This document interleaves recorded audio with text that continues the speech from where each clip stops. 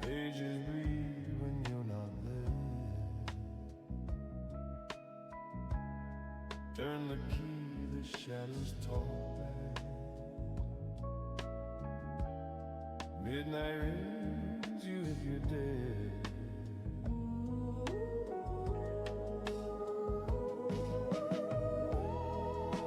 One more line, one more flight into the weird unknown. It's out tonight, and the rainbows of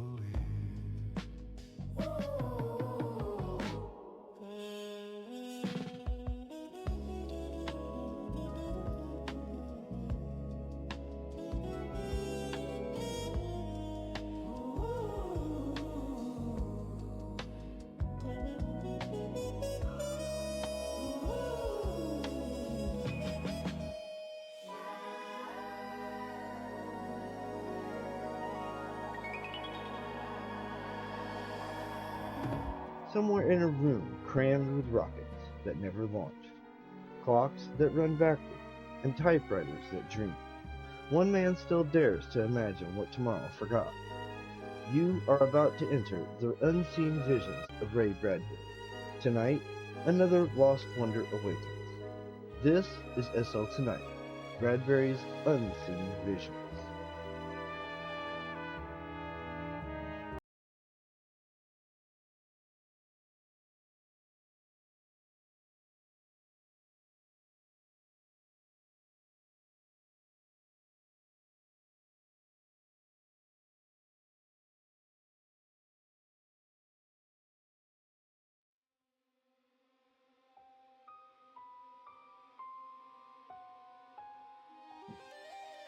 Good evening, walkers in another's shoes, and welcome to SL Tonight, where we flip the script of history in Ray Bradbury's masterpiece, The Illustrated Man. I'm Felix Lebesky, your host for Bradbury's Unseen Visions. Tonight, we step onto red Martian soil with The Other Foot, written in 1951 when Bradbury was 31, watching America's segregation with growing fury. Inspired by a lifetime of seeing whites-only signs in the 1948 integration of baseball, he asked a simple, shattering question. What if the oppressed became the oppressors? This is Bradbury at his most courageous best, daring to imagine revenge, then daring to imagine mercy. Let's walk the other foot.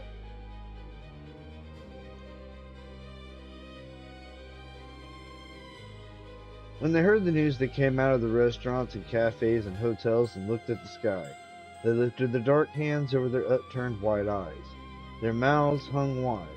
In the hot noon, for thousands of miles, there were little towns where the dark people stood with their shadows under them, looking up. In her kitchen, Hattie Johnson covered the boiling soup, wiped her thin fingers on a cloth, and walked carefully to the back porch. "Oh, Ma! Hey, Ma! Come on, you'll miss it!" "Hey, Mom!" Three little Negro boys danced around in the dusty yard, yelling. Now and then they looked at the house frantically.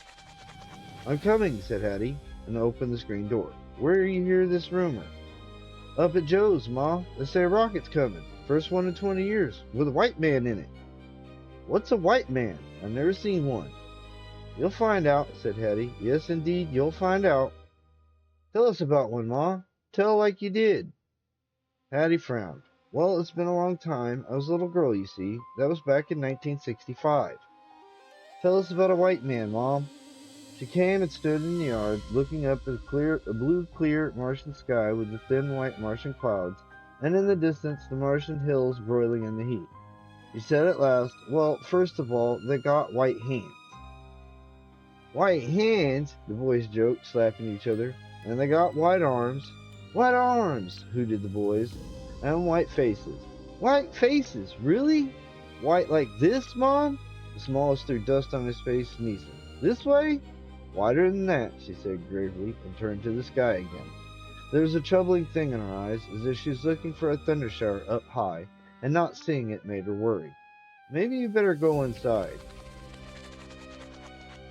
No, Mom, they stared at her in disbelief. We gotta watch. We just got to. Nothing's gonna happen, is it?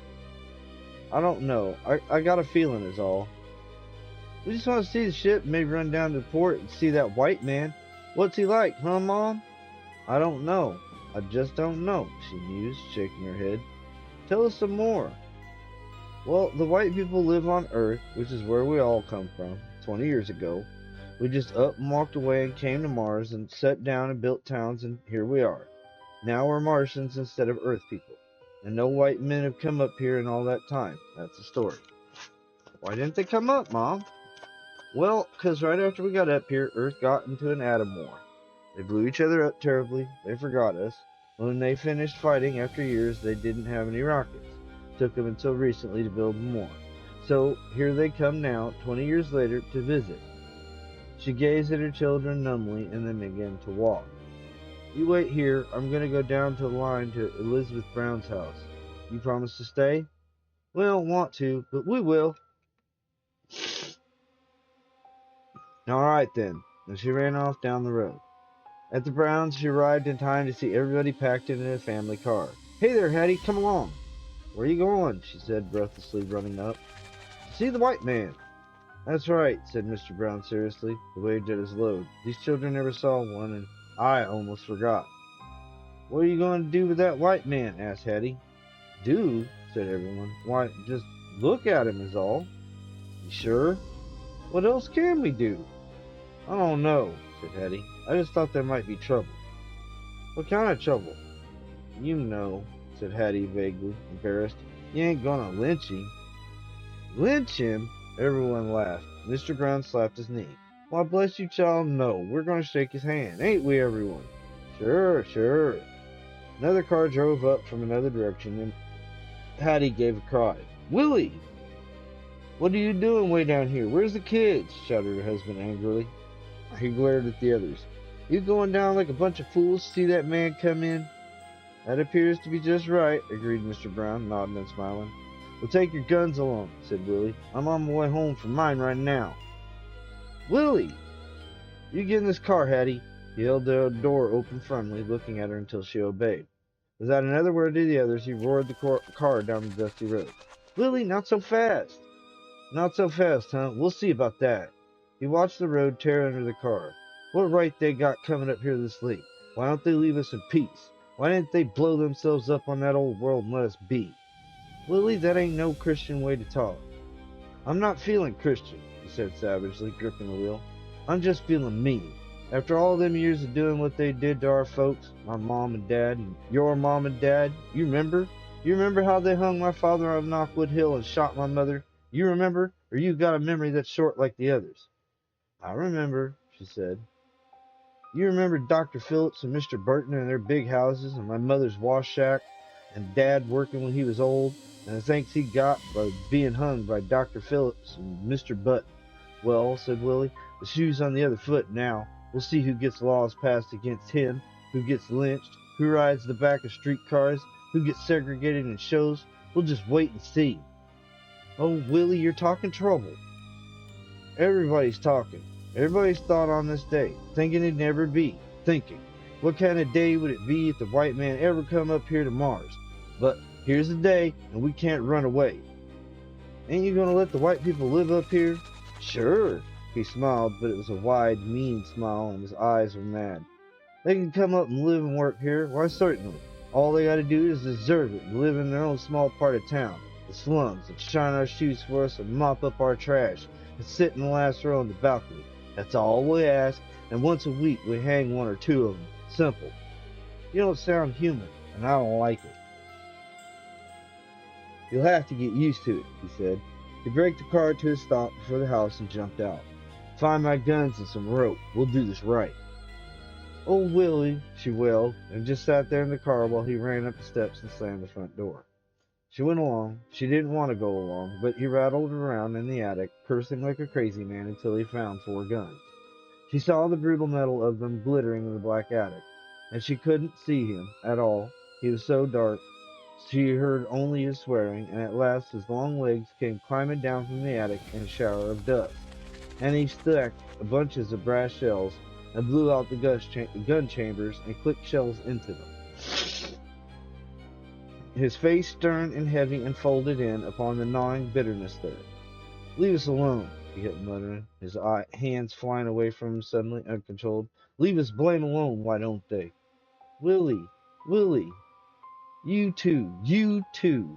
And he gave her the same look, and a pressure of his hatred touched her mind. Outside the window, the boys gabbled to each other. "White as milk," she said. "White as milk. White as this old flower, you see. White as stone, like chalk you write with." Willie plunged out of the house. "You children come inside. I'm locking you up. You ain't seeing no white man. You ain't talking about him. You ain't doing nothing. Come on now." "But, Daddy—" He shoved them through the door and went and fetched a bucket of paint and a stencil from the garage, a long, thick, hairy rope coiled into what she fashioned a hangman's knot, very carefully watching the sky while his hands felt their way at their task. And then they were in the car, leaving bowls of dust behind them down the road. "Slow up, Willie. There's no slowing up time. This is hurrying up time, and I'm hurrying." All along the road, people were looking up in the sky and climbing in their cars or riding in cars, and guns were sticking up out of some of the cars like telescopes sighting all the evils of the world coming to an end. She looked at the gun. "You've been talking," she accused her husband. "That's what I've been doing," he grunted, nodding.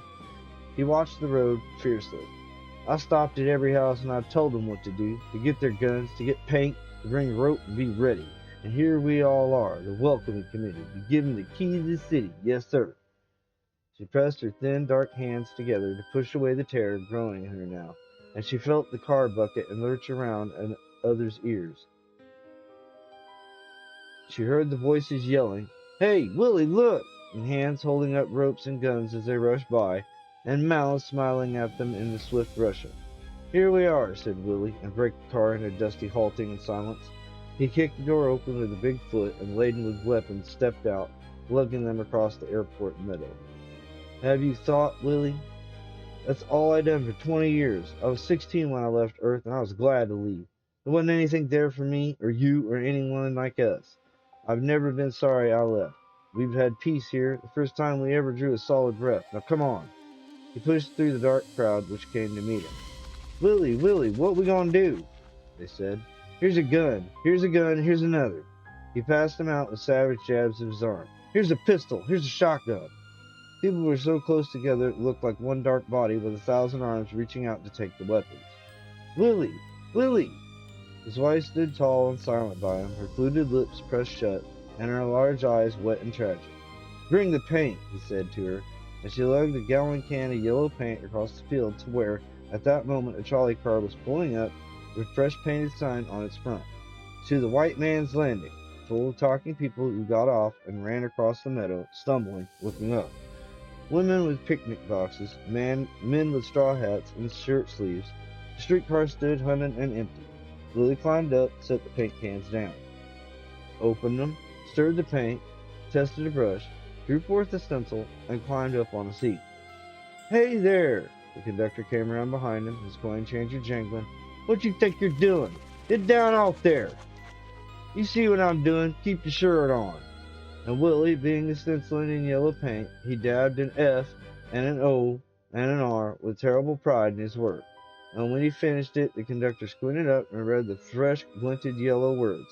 4 whites, rear section. He read it again. 4 whites. He blinked. Rear section. The conductor looked at Willie and began to smile. "Does that suit you?" asked Willie, stepping down. Said the conductor, "That suits me just fine, sir." Hattie was looking at the sign from outside and holding her hands over her breast. Willie returned to the crowd, which was growing now, taking size from every auto that groaned to a halt and every new trolley car which squealed round the bend from the nearby town. Willie climbed up on a packing box. "Let's have a delegation to paint every streetcar in the next hour. Volunteers?" Hands leapt up. "Get going!" They went. "Let's have a delegation to fix theater seats, roped off, last 2 rows for whites." More hands. "Go on!" They ran off. Willie peered around, bubbled with perspiration, panting with exertion, proud of his energy. His hand on his wife's shoulder, who stood under him, looking at the ground with her downcast eyes. "Let's see now," he declared. "Oh yes, we've got to pass a law this afternoon. No intermarriages." "That's right," said a lot of people. All shoeshine boys quit their jobs today. But right now, some men threw down their rags they carried in their excitement all across town. Gotta pass the minimum wage law, don't we? Sure. Paying white folks at least 10 cents an hour. That's right. The mayor of the town hurried up. Now look here, Willie Johnson. Get down off that box. Mayor, I can't be made to do nothing like that. You're making a mob, Willie Johnson. That's the idea. The same thing you always hated when you were a kid. You're no better than some of those white men you're yelling about. This is the other shoe, Mayor, and the other foot, said Willie, not even looking at the mayor, looking at the faces beneath him, some of them smiling, some of them doubtful, others bewildered, some of them reluctant and drawing away, fearful. You'll be sorry, said the mayor. We'll have an election and get a new mayor, said Willie, and he glanced off at the town where up and down the street signs were being hung. Fresh paint, limited clientele, right to serve customer, revocable at any time. He grinned and slapped his hands. Lord, and streetcars were being halted and sections being painted white and black to suggest their future inhabitants. And theaters were being invaded and roped off by chuckling men, while their wives stood wondering on the curbs and children were spanked into houses to be hid away from this awful time. Are we all ready? Called Willie Johnson, the rope in his hands with the noose tied and neat. Ready, shouted half the crowd. The other half murmured and moved their figures in a nightmare in which they wished no participation. Here it comes, called a small boy. Like marionette heads on a single string, the heads of the crowd turned upward. Across the sky, very high and beautiful, a rocket burned on a sweep of orange fire. It circled and came down, causing all to gasp. It landed, setting the meadow afire here and there. The fire burned out. The rocket lay a moment in quiet, and then, as the silent cloud watched, a great door in the side of the vessel whispered out a breath of oxygen. The door slid back, and an old man stepped out. A white man, a white man, a white man. The words traveled back in the expectant crowd, the children speaking in each other's ears, whispering, butting each other, the words moving in ripples to where the crowd stopped and the streetcars stood in the windy sunlight, the smell of paint coming out their open windows. The whispering wore itself away, and it was gone. No one moved. The white man was tall and straight, but a deep weariness was in his face. He had not shaven this day, and his eyes were as old as the eyes of a man can be and still be alive. His eyes were colorless, almost white, and sightless with things they had seen in the passing years. He was as thin as a winter bush. His hands trembled, and he had to lean against the portway of the ship as he looked out over the crowd. He put out a hand and half smiled, but drew his hand back. No one moved. He looked down into their faces, and perhaps he saw, but he did not see the guns and the ropes, and perhaps he smelled the paint. No one ever asked him. He began to talk. He started very quietly and slowly, expecting no interruptions and receiving none, and his voice was very tired and old and pale.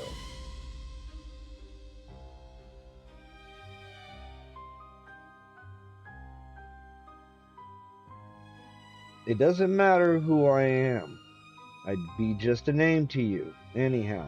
I don't know your names either. That'll come later. He paused, closing his eyes for a moment, and then continued.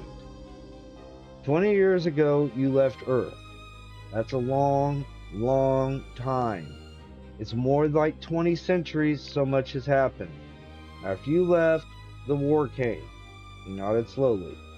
Yes, the big one. The third one. It went on for a long time, until last year. We bombed all the cities of the world.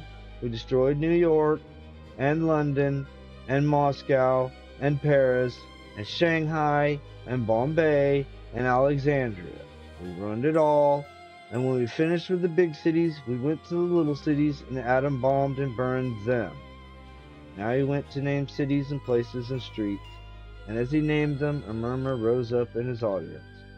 We destroyed Natchez, a murmur, and Columbus, Georgia, another murmur. We burned New Orleans, a sigh, and Atlanta, still another. and there was nothing left of Greenwater, Alabama. Willie Johnson jerked his head and his mouth open. Hattie saw this gesture and the recognition coming into his dark eyes. Nothing was left, said the old man in the fort, speaking slowly. Cotton fields burned. Oh, said everyone. Cotton mills bombed out. Oh? And the factories radioactive. Everything radioactive. All the roads and the farm and the foods radioactive. Everything. He named more names of towns and villages. Tampa. That's my town, someone whispered. Fulton. That's mine, someone else said. Memphis. Memphis? Did they burn Memphis? A shocked query. Memphis blown up. 4th Street in Memphis? All of it, said the old man. It was stirring them now. After 20 years, it was rushing back. The towns and the places, the trees and the brick buildings, the signs and the churches and the familiar stores. All of it was coming to the surface among the gathered people.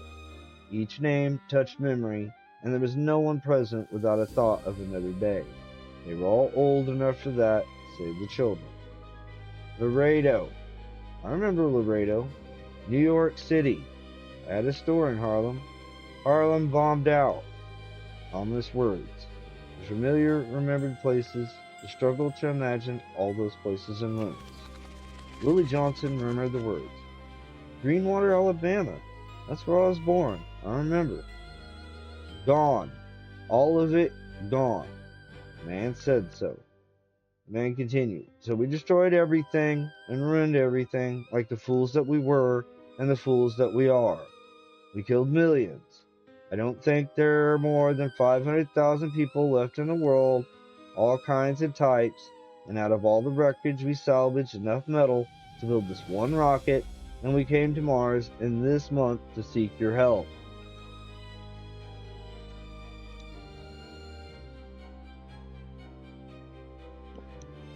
He hesitated and looked down among the faces to see what could be found there, but he was uncertain. Hattie Johnson felt her husband's arm tense, saw his fingers grip the rope. We've been fools, said the old man quietly. We brought the earth and civilization down upon our heads. None of these cities are worth saving. They'll be radioactive for a century. Earth is over and done with. Its age is through.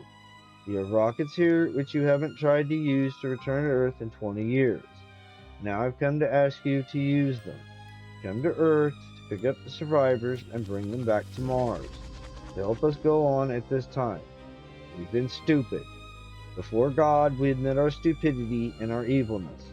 All the Chinese and the Indians and the Russians and the British and the Americans. We're asking to be taken in. The Martian soil has lain fallow for numberless centuries. There's room for everyone. It's good soil. I've seen your fields from above. We'll come and work it for you. Yes, we'll even do that. We deserve anything you want to do to us, but don't shut us out. We can't force you to act now. If you want, I'll get into my ship and go back, and that'll be all there is to it. We won't bother you again. But we'll come here and we'll work for you and do the things you did for us. Clean your houses, cook your meals, shine your shoes, and humble ourselves in the sight of God for the things we have done over the centuries to ourselves, to others, to you. He was finished. There was a silence of silences. A silence you could hold in your hand, and a silence that came down like the pressure of a distant storm over the crowd. Their long arms hung like dark pendulums in the sunlight, and their eyes were upon the old man, and he did not move now, but waited. Willie Johnson held the rope in his hands. Those around him watched to see what he might do. His wife Hattie waited, clutching his arm. She wanted to get at the hate of them all, to pry at it and work at it until she found a little chink, and then pull out a pebble or a stone or a brick, and then a part of the wall, and once it started, the whole edifice might roar down and be done away with. It was teetering now, but which was the keystone, and how to get at it? how to touch them and get a thing started in all of them to make a ruin of their hate. She looked at Willie there in the strong silence, and the only thing she knew about the situation was him and his life and what happened to him. And suddenly, he was the keystone. Suddenly, she knew that if he could be pried loose, then the thing and all of them might be loosened and torn away. Mr. She stepped forward. She didn't even know the first words to say. The crowd stared at her back. She felt them staring. Mr. The man turned to her with a tired smile. Mister, she said, do you know Knockwood Hill in Greenwater, Alabama? The old man spoke over his shoulder to someone within the ship. A moment later, a photographic map was handed out, and the man held it, waiting. You know the big oak on top of that hill, mister? The big oak, the place where Willie's father was shot and hung and found swinging in the morning wind. Yes. Is that still there? Asked Caddy. It's gone. Blown up, the hill's all gone, and the oak tree too. You see? He touched the photograph. Let me see that, said Willie, jerking forward and looking at the map. Hattie blinked at the white man, heart pounding. Tell me about Greenwater, she said quickly. What do you want to know? About Dr. Phillips. Is she still alive? A moment in which the information was found in a clicking machine within the walkway. Killed in the war. And his son? Dead. What about their house? Burned, like all the other houses. What about the other big tree on Knockwood Hill? All the trees went. Burned. That tree went, you're sure? Said Willie. Yes. Willie's body loosened somewhat. And what about that Mr. Burton's house and Mr. Burton? No houses left at all. No people. You know Miss Johnson's washing shack, my mother's place? Place where she was shot? That's gone too. Everything's gone. Here are the pictures you can see for yourself. Pictures were there to be held and looked at and thought about. The rocket was full of pictures and answers to questions. Any town, any building, any place. Willie stood with the rope in his hands. He was remembering Earth, and the green town where he was born and raised, and he was thinking now of that town gone to pieces, to ruin, blown up and scattered, all the landmarks with it, all the supposed or certain evils scattered with it, all of the hard men gone, the stables, the ironsmiths, the curio shops, the soda founts, the gin mills, the river bridges, the lynching trees, the buckshot-covered hills, the roads, the cows, the mimosas, and his own house as well as those big pillared houses down near the long river, those white mortuaries where the women as delicate as moths fluttered in the autumn light, distant, far away. Those houses where the cold men rocked with glasses of drink in their hands, guns leaned against porch newels, sniffing the autumn airs and considering death. Gone, all gone, gone and never coming back, now for certain. All of that civilization ripped in confetti and strewn at their feet. Nothing.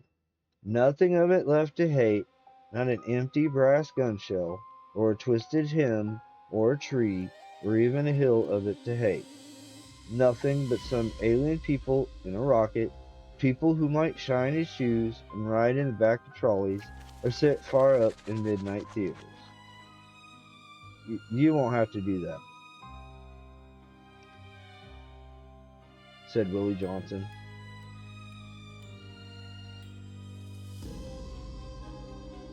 His wife glanced at his big hands. His fingers were open. The rope, released, fell, and pulled itself upon the ground. They ran through the streets of their town and tore down the new signs so quickly made. They painted out the fresh yellow signs on the streetcars, and they cut down the ropes in the theater balconies and unloaded their guns and stacked their ropes away. A new start for everyone, said Hattie, on their way home in their car. Yes, said Willie at last, the Lord's let us come through, a few here and a few there. And what happens next is up to all of us. The time for being fools is over. We got to be something else except fools. I knew that when he talked.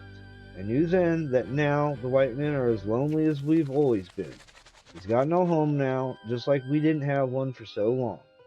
Now, everything's even. We can start all over again on the same level. He stopped the car and sat in it, not moving. While Hattie went to let the children out, they ran down to see their father. You see the white man? You see him? They cried.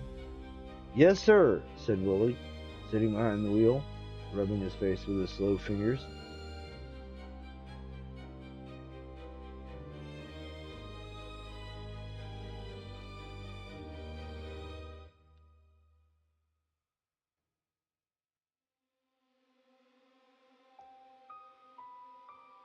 Seems like for the first time today, I really seen the white man. I really seen him clear.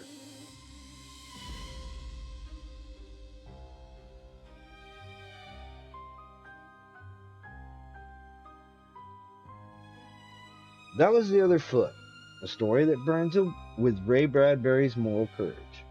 In 1951, he was 31, living in Los Angeles, watching Emmett Till's murder still years away, but feeling the poison of segregation every day. He wrote this before Rosa Parks, before Martin Luther King's march, yet he imagined the moment when vengeance meets mercy. It lampoons his career, pulp escape turned moral mirror, his pulp roots maturing into calls for justice. Behind the scenes, editors at Galaxy rejected it as too hot, but finally appeared in a small collection. Bradbury never preached, he showed. This is the beating heart of why his work mattered in the 1960s. He believed stories could change hearts before laws could. The other foot is the one we must all walk. Ray Bradbury, the visionary behind The Other Foot, turned revenge into redemption. This story asks, when power flips, do we repeat the past or end it? Join us next time for SL Tonight as we keep unearthing Bradbury's unseen visions. Like, subscribe, and feel free to comment. This was definitely a heavy story, and you can see why they rejected it. Can't tell this kind of story. Sad. Well, good night.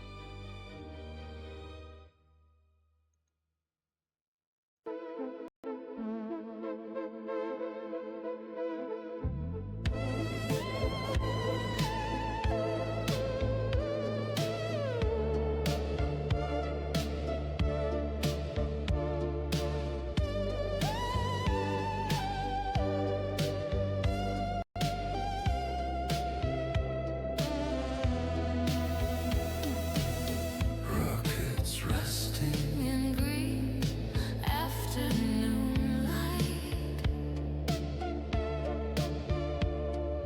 Typewriters dreaming all through the night.